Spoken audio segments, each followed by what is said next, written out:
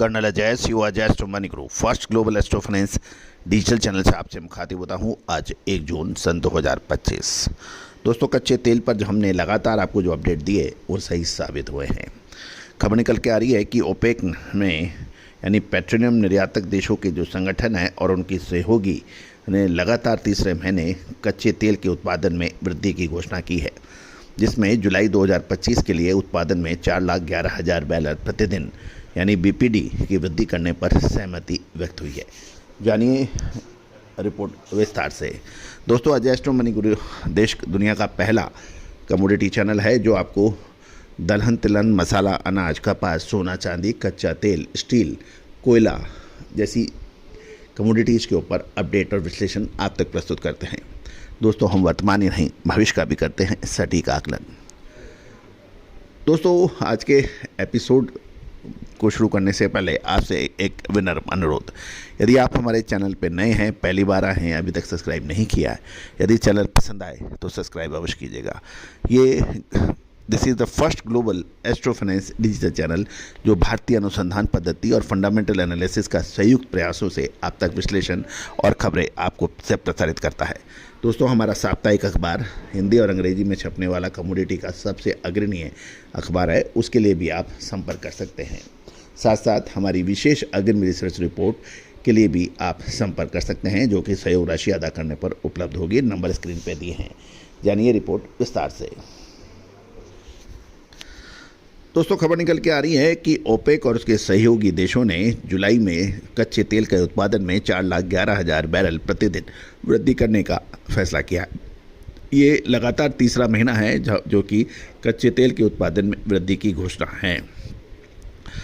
जुलाई 2025 के लिए उत्पादन में 4,11,000 बैरल प्रतिदिन बीपीडी यानी बैरल पर डे की वृद्धि करने पर सहमति व्यक्त की गई है।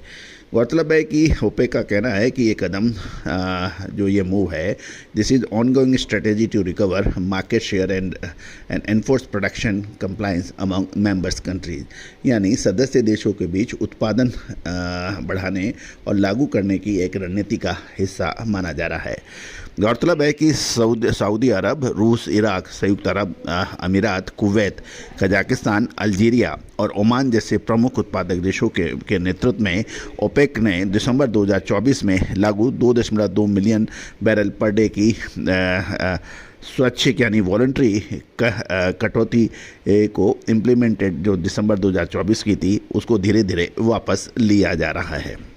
यह निर्णय ओपेक की बाजार की मूलभूत और ग्लोबल आर्थिक स्थितियों के अनुसार उत्पादन स्तर को एडजस्टमेंट करना यानी involving market fundamental and global economic condition के अंदर एडजस्ट करना है। कुछ विशेषज्ञों ने इस उत्पादन वृद्धि को ओपेक द्वारा बाजार में हिस्सेदारी का पूर्ण मूल्य समर्थन पर प्राथमिकता देने के रूप में व्याख्या की है, जो मात्रा आधारित राजस्व पर यानी रेवेन्यू के ऊपर जोर देता है। वॉल्यूम ड्रिवन रेवेन्यू पर ये एम्फेसाइज कर रहा है, क्योंकि यदि आपका प्रोडक्शन कम है तो आपकी रेवेन्यू नहीं आएगी, ऐसा माना जा रहा है। संभावित अधिक सप्लाई के बारे में चिंताओं के बावजूद ओपेक गठबंधन ने मजबूत मांग दृष्टिकोण और कम वैश्विक तेल भंडार का हवाला देते हुए ये वृद्धि को उचित ठहराने का प्रयास किया है। ये भी ध्यान देने वाली बात यह है कि निर्णय में तेल की कीमतों पर नीचे की ओर दबाव डाला है और ब्रूट क्रूड फ्यूचर $63 प्रति बैरल से थोड़ा नीचे कारोबार करने के समाचार मिल रहे हैं। ओपेक अगली बैठक 6 जुलाई 2025 को बाजार के विकास की समीक्षा और अगस्त के लिए उत्पादन एडजस्टमेंट निर्धारित करने के लिए बैठक करेगा। ओपेक ने यह भी संकेत दिया है कि भविष्य के निर्णय लचीले रहेंगे और बदलते बाजार की जो गतिशीलता के प्रति सीधी प्रतिक्रिया देंगे।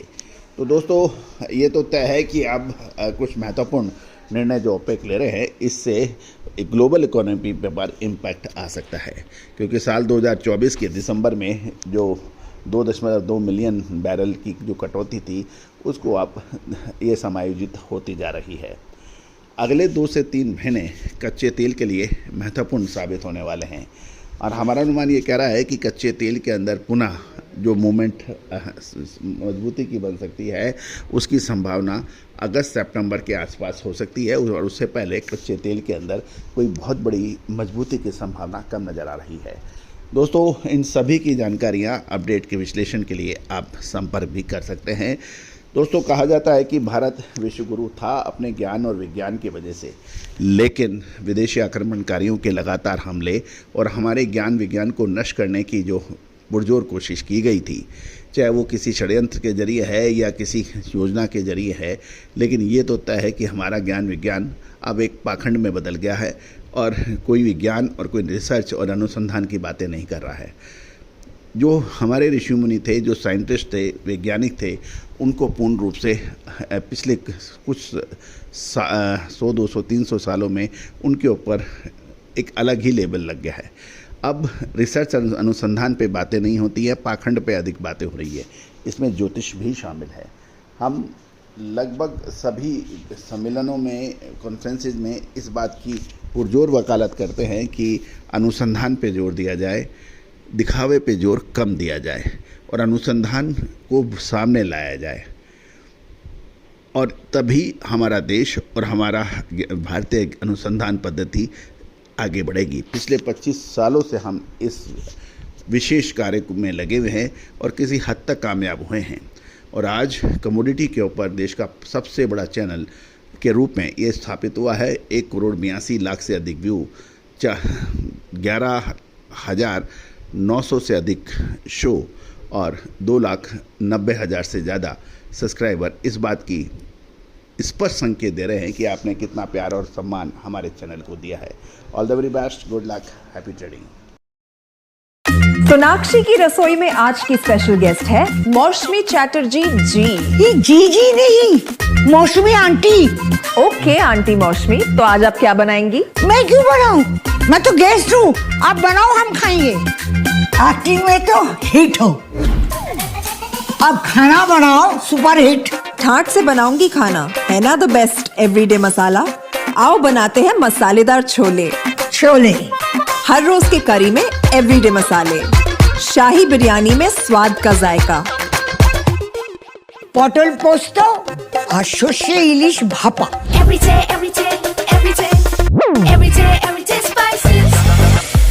साफ मसाले, खुशबू और प्योर झाग, टेस्ट से भर दे हर जुबान पे स्वाद। एवरीडे मसाले, देश का स्वाद।